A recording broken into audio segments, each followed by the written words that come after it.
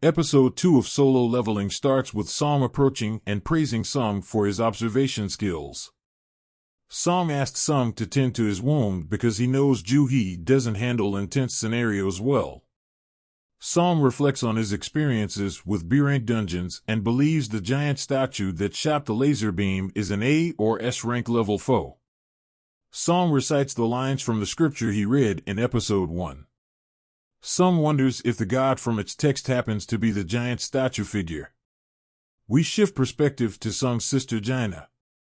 She discusses Sung's occupation with a classmate for a bit. We return to Sung and his allies in the second dungeon.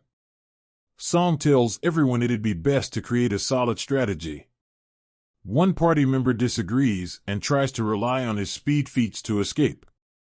Unfortunately, he perishes to the giant statue's laser beam attack. Sung questions the statue's murderous intentions. He asks Song to reiterate the ancient scripture's first commandment.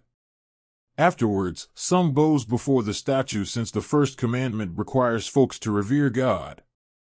The statue halts its attack, signaling to Sung that the statue is the god the scripture is referring to.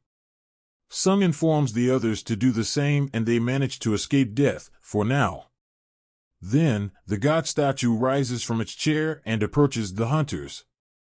Song asks Sung what they should do next. Sung remembers the second commandment's words about praising God. A male hunter approaches the god statue and prays to it. However, the god statue murders the individual.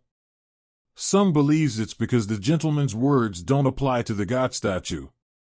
The god statue murders a female hunter, causing our heroes to flee. Park tries running far away from the god statue but gets murdered by one of the statue's allies. Sung notices a few statues with instruments nearby and tells the others to head toward them. Song and another ally head near these statues. These statues don't show murderous intent. However, Sung and Ju-hee flee to one statue. Sung leaves Ju-hee in its protection because he's unsure if this statue will protect them both.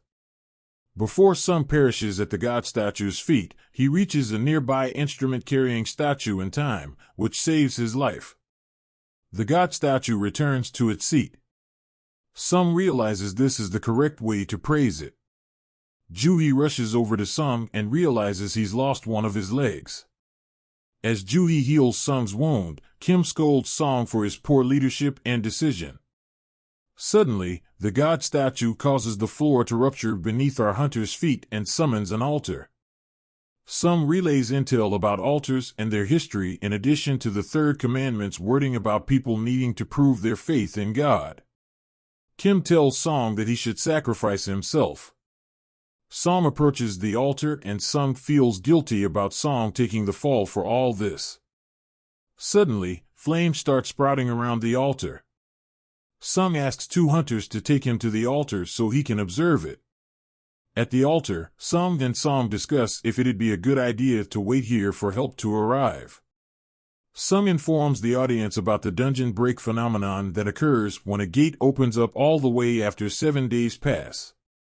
During this event, monsters can cross over to the real world. Additionally, he highlights why it's important for hunters to defeat a dungeon's boss and seal the gate up before the 7-day limit. Sung fears if they can't find a way to stop the god statue, it'll likely leave its dungeon and cause a ruckus in the real world.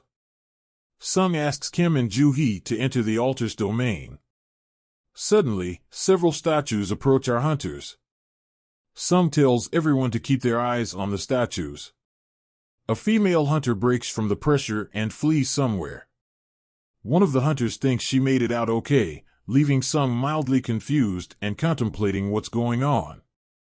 Another hunter succumbs to pressure, drops Sung on the ground, and flees in the same direction the woman did. Kim attempts to flee next, but Sung tells him and the others to keep their eyes on the statue.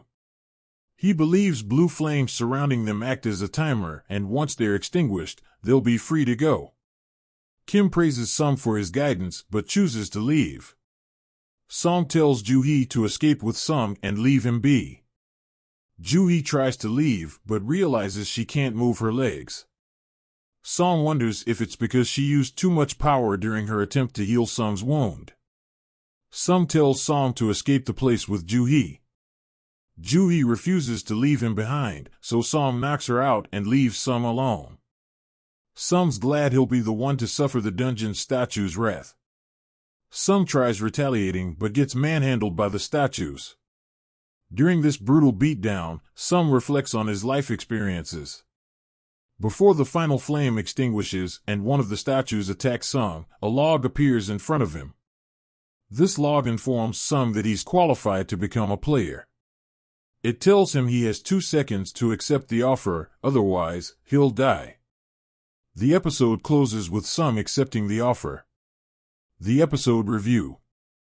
Where the previous chapter gave fans a great deal of world building, this one aimed to amaze them with strong tension and action. That said, if there was a series that could have benefited from a 40-minute-long premiere episode, Solo Leveling is one of them. Nonetheless, this chapter's cliffhanger will certainly get fans pumped for what's to come down the pipeline. As for episode 2 itself, it gives fans a wonderful taste of what Sung's capable of. From his clever strategies to his kindred spirit, he has enough likable qualities to warrant viewers' respect. However, it's a bit jarring the higher-ranked hunters couldn't develop brilliant strategies on par with Sung's. Yet, it goes to show that ranks may not hold as much weight in this universe as we'd expect. I guess we'll have to wait and see if the anime will continue exploring that idea more. Additionally, the bits involving Sung's sister Jaina were unneeded and could have been replaced with more significant scenarios. Besides those gripes, this was a marvelous episode to sit through. A1 Pictures is a great studio that doesn't get much praise these days. Hopefully, Solo Leveling will bring more attention to the studio like other popular anime projects did for Doga Kobo, Mappa, and Madhouse.